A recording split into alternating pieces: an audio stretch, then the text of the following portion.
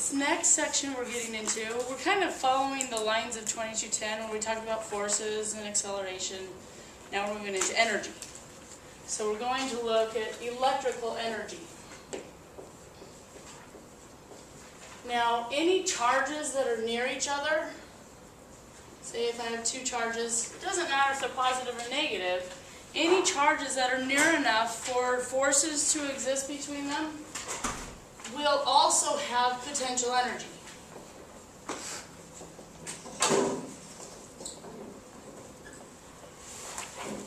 So that set of charges has potential energy associated with them.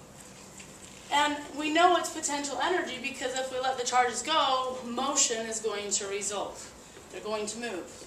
What direction they move is entirely dependent on the charges themselves, but the energy will cause motion. So as a reminder, back in 2210,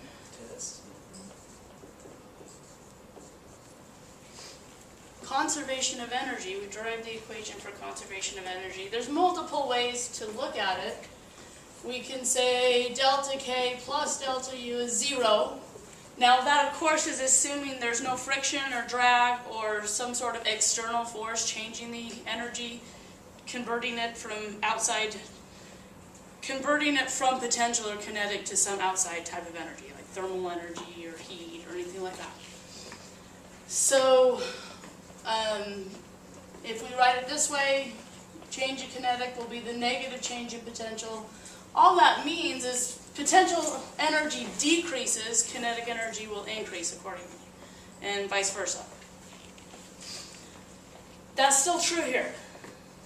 As these charges move, their potential energy will be changing.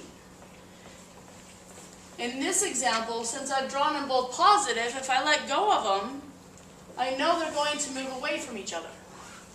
So as they move away from each other, what's going to be happening to their kinetic energy? It's going to be increasing. They're going to be traveling faster and faster and faster, which means their potential energy must be decreasing. So the potential energy will be getting smaller and smaller and smaller. Just like when we looked at energy before in 2210, objects tend, if they're allowed to move on their own, they will tend towards a lower potential energy position. Try to get to a point where the potential energy is lower, the kinetic energy will increase. Is that the third law? Which one is entropy? Entropy is the second law of thermodynamics. That's what it is. Yeah. Everything wants to get to its low energy state. Right. Or state of chaos, or whatever you want. Exactly. Okay, another reminder. Homogenization. Work. Remember, work was a transfer of energy.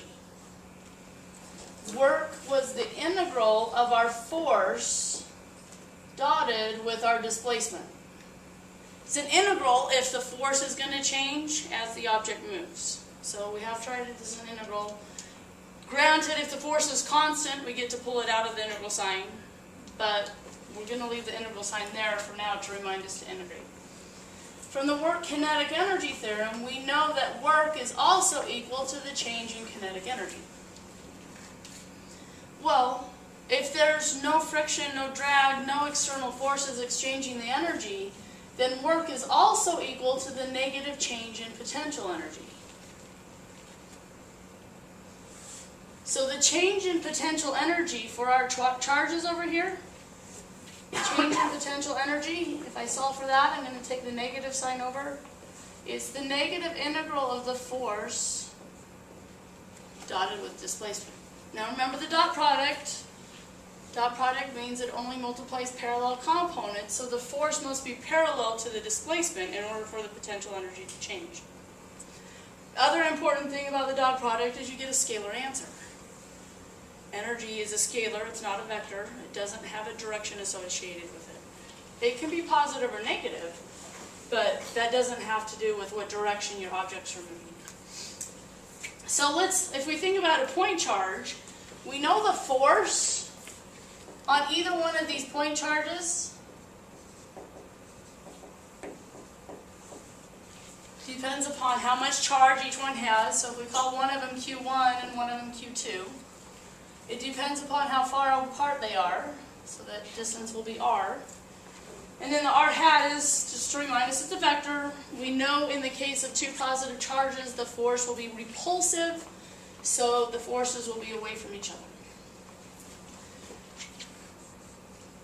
If we want to look at the change in potential energy as these charges move.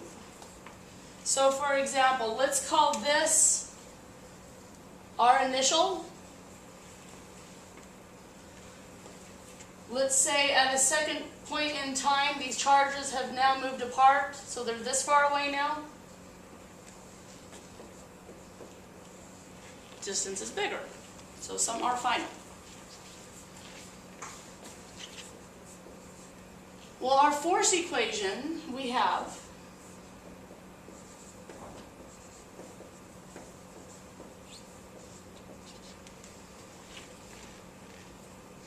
in this case, r hat is I hat. It's in the x direction. They're moving along the x-axis. We're going to dot that with dr, the displacement, the change in r, which is also in the x direction.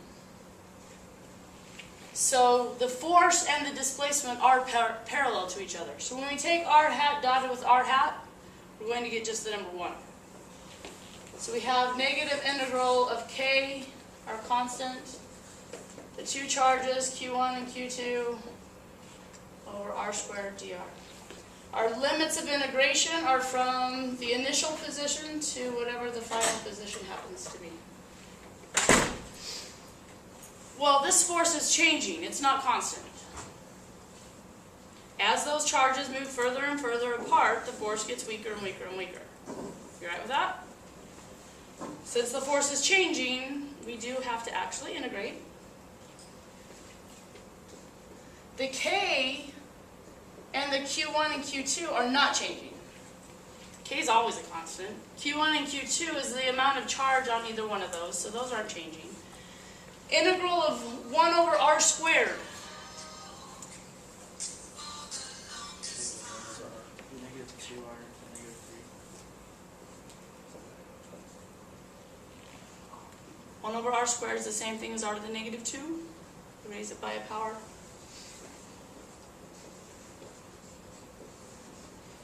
So delta U, these negative signs are going to cancel. So we get K, Q1, Q2 over our final minus, plugging in the lower limit, K, Q1, Q2 over our initial. The potential energy. The potential energy stored between any 2-point charges depends upon the two charges and how far away they are. Notice now the r is not squared. It's just a single r in the denominator. We're also not going to use absolute values now because potential energy is not a vector. When we talked about force in electric field, we put absolute values around our charges in order to remind ourselves to write the vectors appropriately. Potential energy is not a vector. So it's going to be positive or negative depending upon what charges you have. Our potential energy with this example will be positive because both Q's are positive. So we'll get a positive number. If one of the charges was positive and one was negative, then we would get a negative value for potential energy, which is totally fine. Okay? If you remember with gravity, for example, with gravity, we chose, the potential energy was mgy, dependent upon the height, and we chose a location where we just wanted to call height equal to 0. For example, we could say the tabletop is height equal to 0. But if I drop my marker, it doesn't stop at the height of the table, unless the table is actually physically there for it to land on. The marker goes all the way to the floor. If the table is our reference point, where we're calling height equals 0, we're by default calling the potential energy 0 there. What can you tell me about the potential energy of the marker when it's on the floor? It's negative. It's negative, exactly right. So objects always try to go to the lowest possible potential energy, which can certainly be a negative value. So this equation is very nice. It allows us to find the potential energy between any two charges. What if we had, say, 4 charges?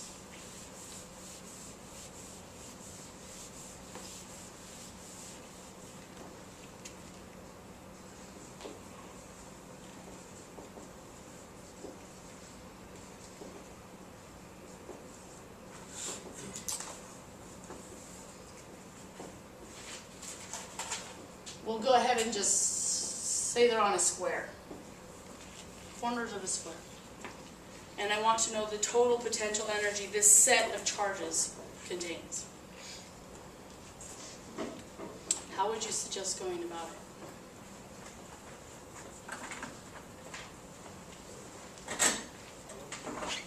If this equation works between any 2-point charges, we can't simply put Q1, Q2, Q3, Q4 in the equation. This is only between any 2-point charges.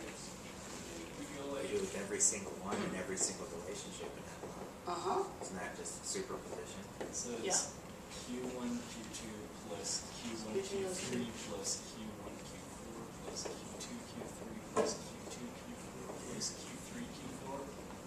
Yep. Oh. What makes it fun? That's a simple calculation, at least. It is. Nice thing is, it's not a vector. Your calculator will just eat it up. It's lunch or breakfast And just Probably factor out a factor out KE by R. Yeah. Yeah, you can factor out the K, the R, and then you just multiply each set of charges by each other, add it all up. Wait, wouldn't the Q1 and Q3 be different than the R? Well, Oh, yes, yes. Thank you. We'll call that R3, which you could easily find using the Pythagorean theorem. Same with Q2 and Q4. 4. Thank you for catching that. you're welcome. You could just say 2R square root. Square root That of works R. too, yeah.